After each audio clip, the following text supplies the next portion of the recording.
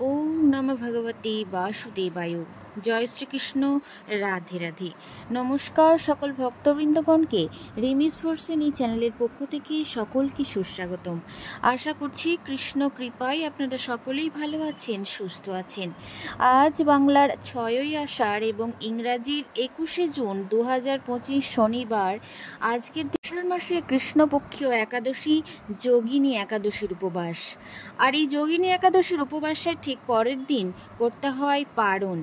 আজকের এই পর্বটিতে জানব যোগিনী একাদশীর পারণ কিভাবে করবেন, পারণের সঠিক সময় এবং পারণ মন্ত্র। হিন্দু ধর্মের একাদশীর উপবাস ভগবান বিষ্ণুর উদ্দেশ্যে উৎসর্গীকৃত একটি দিন। একাদশীর ব্রত পালনের মধ্য দিয়ে আধ্যাত্মিক, শারীরিক এবং মানসিক উপকারিতা রয়েছে। একাদশীর নিয়মিত পালনের মাধ্যমে মানসিক শান্তি, পাপ ক্ষয় এবং আধ্যাত্মিক উন্নতি ঘটে। একাদশীর পারণ কি? একাদশীর পারণ বলতে বোঝায় একাদশীর উপবাস ভাঙার প্রক্রিয়াকে। একাদশীর পরের দিন অর্থাৎ সূর্যোদয়ের পর উপবাস ভাঙার কথা বলা হয়। এটি দ্বাদশী তিথির সময়সীমার মধ্যে করা উচিত, যা একাদশী শেষ হওয়ার পরে শুরু হয়। একাদশীর পারণ মন্ত্রটি হল একাদশং নিরাহার ব্রতে নানেন কেশব প্রসিদ্ধ সমুখনাথ জ্ঞানদৃষ্টি প্রদ ভব। মন্ত্রটি পাঠ করে দ্বাদশীর ঠিক সময়ের মধ্যে পারণ করতে হয়। এখন জেনে নেব যোগিনী একাদশীর পারণ কখন পড়েছে।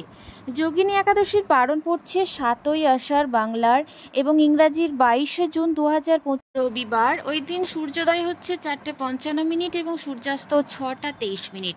দ্বাদশী রাত্রি 11:05 পর্যন্ত। ভরণী নক্ষত্র দিবা 3:48। সুকর্মা যোগ রয়েছে দিবা 3:47। কৌলবকরণ দিবা 12:20 গতে তৈলিতকরণ এবং রাত্রি 11:05 গতে গড়করণ। ওই দিন যে জন্মগ্রহণ করবে সে হবে মেষ রাশি, ক্ষত্রিয় বর্ণ, মতান্তরে বৈশ্য বর্ণ নরগণ, অষ্টোত্তরী এবং বিংশোত্তরী শুক্রের দশা। দিবা 3:48 গতে রাক্ষসগণ, অষ্টোত্তরী এবং বিংশোত্তরী রবির দশা।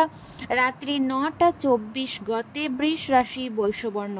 মতান্তরে শূদ্রবর্ণ। মৃতের দ্বিপাদ দোষ দিবা 3:48 গতে চতুষ্পাদ দোষ, রাত্রি 11:05 গতে ত্রিপাদ দোষ। যোগিনী রয়েছে নৈঋত্যে রাত্রি 11:05 গতে দক্ষিণে, বারবেলাদি 9:58 গতে 1:20 মধ্যে।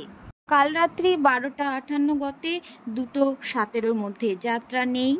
শুভ কর্ম থাকছে দিবা 2:57 মধ্যে ধান্যচ্ছেদন। এবং যোগিনী একাদশীর পারণ স্মার্তমতে দিবা 6:57 গতে পূর্বাহ্ন 9:25 মধ্যে একাদশীর পারণ, অর্থাৎ 6:57 থেকে 9:25 মধ্যে একাদশীর পারণ সম্পন্ন করতে হবে।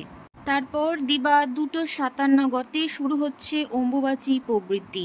আজকের পর্বটি এই পর্যন্ত। ধন্যবাদ সকলকে। হরে কৃষ্ণ। রাধে রাধে।